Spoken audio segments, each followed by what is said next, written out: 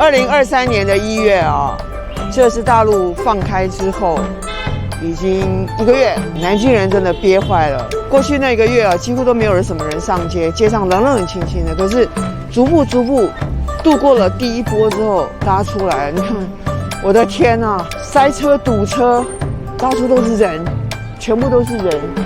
这边就是我们要去老门东，老门东这个门就是中华门。南京城墙的好几个门里面有一个门叫中华门，那这附近那边有很多的老建筑，南京市政府就前几年好好的整修了，把它变成是来体验、来感受，你可以沉浸在那种南京的氛围里面。做一个台湾人真的是很羡慕南京的做法，用这种方法活化历史。所以让人可以亲近，可以沉浸式的感受历史的存在。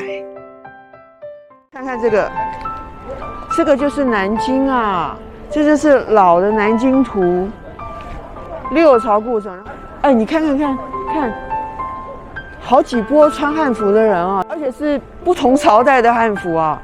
我看到的穿汉服的人，其实还是有点感动的。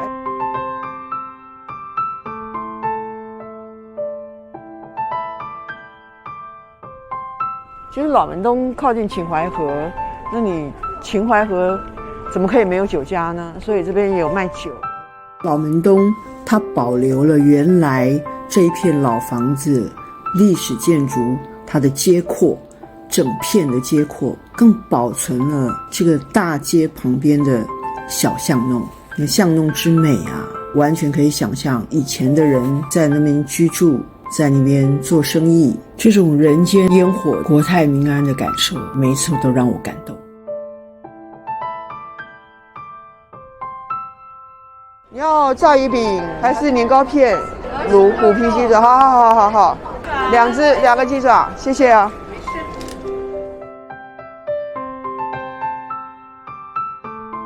好，谢谢。手机付掉了。所以在大陆习惯了不带钱，我的天啊，人这么多。巷弄两旁就是层层叠叠的古民居，民居有各式的院落，轻食街、商旅繁华。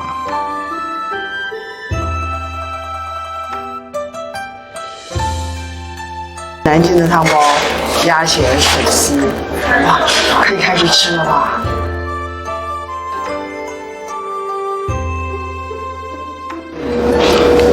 台湾人也很喜欢吃鸭血冬粉啊，鸭血粉丝啊。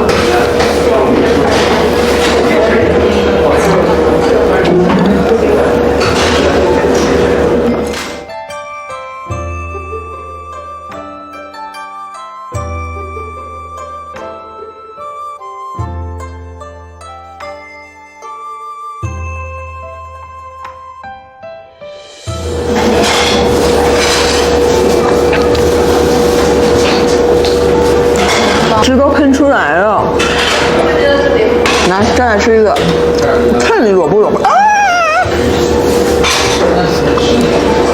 不要这样对我啊！